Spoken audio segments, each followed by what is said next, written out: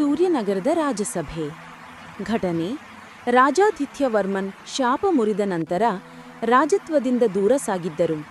ಆತನು ಮತ್ತೆ ರಾಜಸಭೆಗೆ ಮರಳುತ್ತಾನೆ. ಆತನು ಅನಿಸಿಕೊಳ್ಳುತ್ತಾನೆ, ನಾನು ಮಾತ್ರ ರಾಜನಾಗಿದ್ದೆ. ಈಗ ಆ ರಾಜನ ಸ್ಥಾನದಲ್ಲಿ ಎಡಬಿದ್ದವನು ನಿಂತಿದ್ದಾನೆ. ಅವನ ಮನಸ್ಸು ಶಂಕೆಯಿಂದ ತುಂಬಿರುತ್ತದೆ.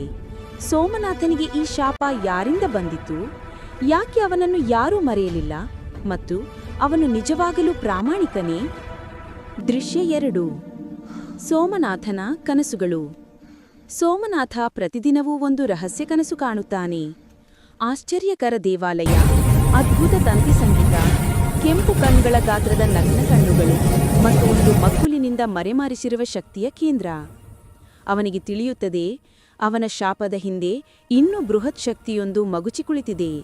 ಅದು ಸಂಪೂರ್ಣ ಅರಮನೆಯನ್ನು ನುಂಗಬಲ್ಲದು. ದೃಶ್ಯ 3. ಮೃಗದ ಗುರಿ. ಯಮಮನೆ ಭೀತಿಯ ಆರಂಭ. ಅರಮನೆಯ ಪಶ್ಚಿಮ ಭಾಗದಲ್ಲಿ ಸೇವಕರು ಅನುಮಾನಾಸ್ಪದವಾಗಿ ನಾಪತ್ತೆಯಾಗತೊಡಗುತ್ತಾರೆ. ಕೆಲವರು ಆಘಾತದಿಂದ ತಾನು ಕಂಡ ಭಯಾನಕ ಪ್ರಾಣಿಗಳ ಬಗ್ಗೆ ಹೇಳಿ ಪ್ರಜ್ಞಾಹೀನರಾಗುತ್ತಾರೆ. ಸೋಮನಾಥ ಮತ್ತು ಅಮೋಘವಲ್ಲಿ ಮೆರವಣಿಗೆ ದಾರಿಯಲ್ಲಿ ಸಾಗಿದಾಗ ಅವರಿಗೆ ಗೋಚರವಾಗುತ್ತದೆ, ಅದೊಂದು ಮನುಷ್ಯದಂತೆ ಚಲಿಸುವ ಆದರೆ ಮೃಗದ ಮುಖವಿರುವ ಜೀವಿ. ಅದರ ಕಣ್ಣುಗಳಲ್ಲಿ ನರಕದ ಹೊಂಬೆಳಕು. ದೃಶ್ಯ 4. ಅಂಗಾರಪಟ. ಶಾಪದ ಮೂಲವಸ್ತು.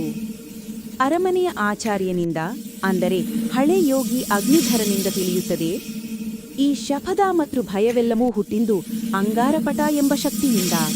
ಅದು ಒಂದು ಪುರಾತನ ವೇದದ ರಕ್ಷಿತ ಮಂತ್ರ. ಅದನ್ನು ಉಚ್ಚರಿಸಿದವನು ನಿದ್ರೆಯಿಂದ ಅಮರನಾಗುತ್ತಾನೆ, ಆದರೆ ಶಾಪದಿಂದ ಕೂಡಿರುತ್ತಾನೆ. ಅದನ್ನು ಕೊನೆಗೆ ಬಳಸಿದವನು ಸೋಮನಾಥನ ತವರು ಬಳಗದಲ್ಲೇ ಇರುವ ಬೇರೊಬ್ಬ ರಾಜಕುಮಾರ, ಅವನ ಸಹೋದರ ವಿಕ್ರೋಚಿತ್. ದೃಶ್ಯ 5. ವಿಕ್ರೋಚಿತ್ ಮರಳಿ ಬರುವಿಕೆ. ಸೋಮನಾಥನ ಸಹೋದರ ವಿಕ್ರೋಚಿತ್ ಈಗ ದೆವ್ವದಂತೆ ಜೀವಿಸುತ್ತಿರುವ ಶಕ್ತಿಶಾಲಿ ಶಾಪಿತ ರಾಜಕುಮಾರ. ಮತ್ತೆ ಪಟಭೂಮಿಗೆ ಮರಳುತ್ತಾನೆ. ಅವನ ಉದ್ದೇಶ ಸ್ಪಷ್ಟವಾಗಿದೆ, ಈ ಸೂರ್ಯವಂಶವನ್ನೆಲ್ಲ ನಾಶ ಮಾಡಿ ನನಗೆ ಯೋಗ್ಯವಿಲ್ಲದೆ ಕಳಗಿಸಿದ ಸಿಂಹಾಸನವನ್ನು ಮರಳಿ ಗೆಲ್ಲುವುದು.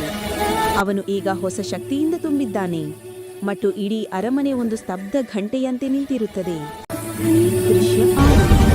ಮಹಾಯುದ್ಧದ ಆರಂಭ. ಸೋಮನಾಥ ಮತ್ತು ವಿಕ್ರೋಚಿತ್ ನಡುವೆ ಪ್ರಾರಂಭವಾಗುತ್ತದೆ ಒಂದು ಆತ್ಮದ ಯುದ್ಧ. ಶಕ್ತಿಯ, ನಂಬಿಕೆಯ, ಪ್ರೀತಿಯ ಪರೀಕ್ಷೆ. ಅಮೋಘವಲ್ಲಿ ನಿಂತಿರುವಳು ಮಧ್ಯದಲ್ಲಿ. ಬರುವ ಅವಳ ಹೃದಯದ ಭಾಗಗಳಲ್ಲಿ ಅವಳ ಒಂದು ನಿರ್ಧಾರ ಇಡೀ ರಾಜ್ಯದ ಭವಿಷ್ಯ ನಿರ್ಧರಿಸಲಿದೆ. 7.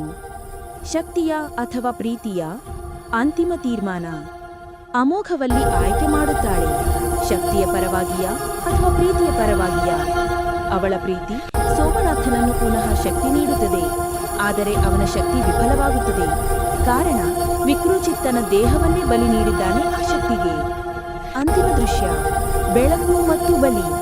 ವಿಕ್ರೋಚಿತ್ ಕೊನೆಗೆ ತನ್ನ ತಪ್ಪನ್ನು ಅರಿಯುತ್ತಾನೆ, ತನ್ನ ಶಕ್ತಿಯನ್ನು ಸೋಮನಾಥನಿಗೆ ನೀಡುತ್ತಾನೆ ಮತ್ತು ತಾನೇ ಶಾಪವನ್ನು ನಿಗ್ರಹಿಸುತ್ತಾನೆ. ಶಾಶ್ವತ ನಿದ್ರೆಗೆ ಬೀಳುತ್ತಾನೆ. ಸೋಮನಾಥ ಸಿಂಹಾಸನವನ್ನು ತಿರಸ್ಕರಿಸುತ್ತಾನೆ. ನಾನು ಗದ್ದುಗೆಗಾಗಿ ಜನ್ಮವಿಲ್ಲ, ನಾನು ಬೆಳಕು ಹರಡುವುದು. ಅಮೋಘವಲ್ಲಿ ಮತ್ತು ಸೋಮನಾಥ ರಾಜ್ಯದ ಹೊಸ ಉಜ್ವಲ ಭವಿಷ್ಯಕ್ಕೆ ದಾರಿ ಮುರಿಯುತ್ತಾರೆ. ಆದರೆ ಈಗ ಅವರ ಗುರಿ ಹಡಗಿನಂತೆ ಚಲಿಸುವ ರಾಜ್ಯವಲ್ಲ, ಮಾನವತೆಯ ಬಾಳಿಕೆ. ಯುಕ್ತಿಯ ಪಥದಲ್ಲಿ ನಡೆದರೆ ಶಕ್ತಿಯ ಪ್ರಪಂಚವೂ ಮೌನಗೊಳ್ಳುತ್ತದೆ.